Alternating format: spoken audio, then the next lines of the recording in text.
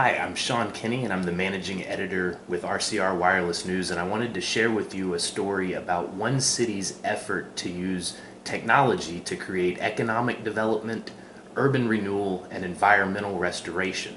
That city's Austin, Texas, which is where I live and where RCR is based. So we've been covering the 2016 Energy Thought Summit, which is all about using innovation to bring efficiency to the power sector. But a part of this is the whole idea of a smart city and using technology in power and in different applications to really drive quality of life. So we're going to look at one part of Austin that's called the Seaholm district, and this was formerly a pretty sad place. So this is what we call an eco-district. Essentially, if you were to be here 20 years ago, it would have been an industrial site from here all the way over to City Hall, which is about 4 blocks over.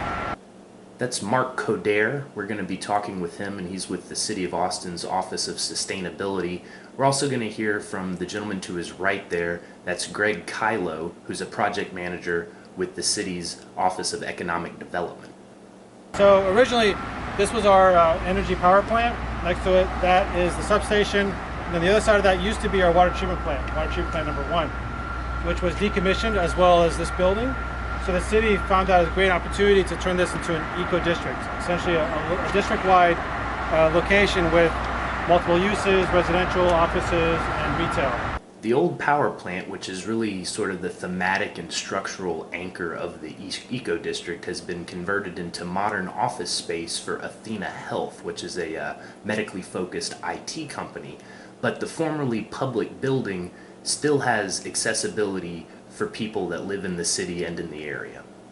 This space is in the master development agreement set aside for a viewing space, a public viewing space that we may eventually have a coffee bar or something like that. We would like to do sustainability information center for the eco-district in here.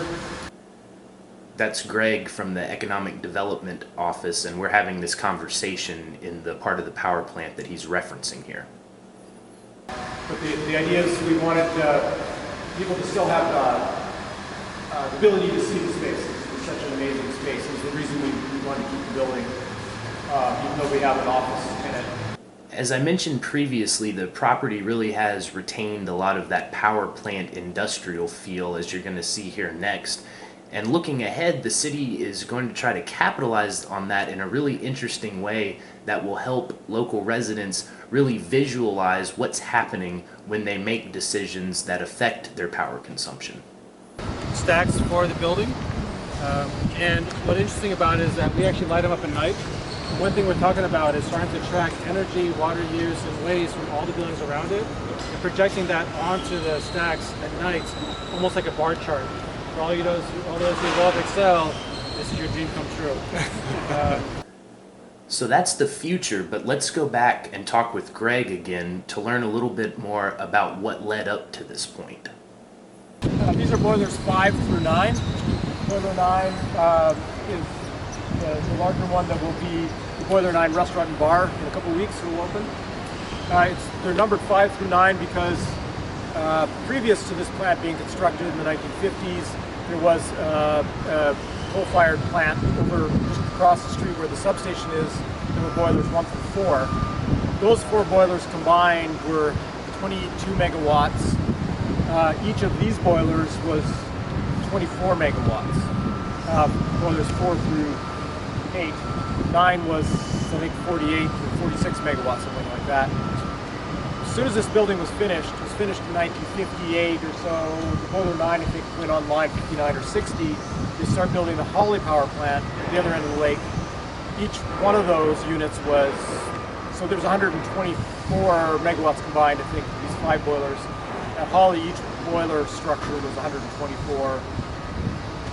But Holly was built early 60s, and then they needed to build Decker, so every time they built a plant, each unit was sort of exponentially larger than what was there previously.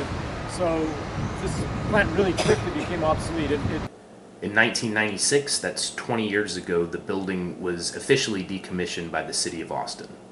We started the process of the remediation and the decommissioning and finding a developer for the public-private partnership. And so that went on from about 2000 to this year. Construction is just finishing up. Another big aspect of this project is integration with multimodal transportation.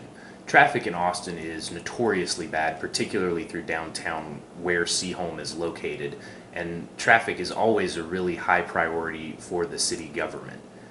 One of the things that this project has done is placed a really big emphasis on accessibility for people that drive electric vehicles. But as we wanted to create this project, we wanted to have options not only to charge a car, but to actually charge everything. This is Bobby Godsey. He's a project lead for Austin Energy, and we're going to follow him down Electric Drive. This is where the solar kiosk is going to go.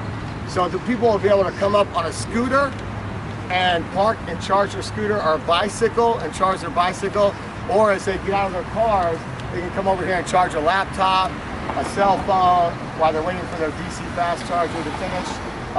Or as people in the community just want to come and charge their phones or their laptops.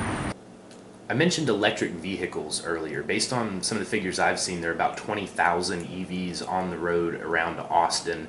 So accessibility to charging station is a big deal for a good chunk of the people that live here. Austin Energy recognized that pretty early on. We developed a program called Plug-in Everywhere. So if you join the program, if you were an EV driver and you joined the program, you would used to get one of these, and it would allow you to charge it over those 113 charging stations all over Austin for $4.17 a month. So you have unlimited access. You can charge all the time for $4.17 a month with this. Now, as we try to become even more environmentally conscious, we no longer have these. So you can now use your app on your phone and just turn it on that way. We can see how that program evolved from a pilot project into something really different, and that's a major theme that you see with smart city deployments. You use a pilot project to assess the scalability and the business model associated with something like an electric vehicle charging station. Another pilot project that Austin Energy is looking at down there on Electric Drive is DC fast chargers.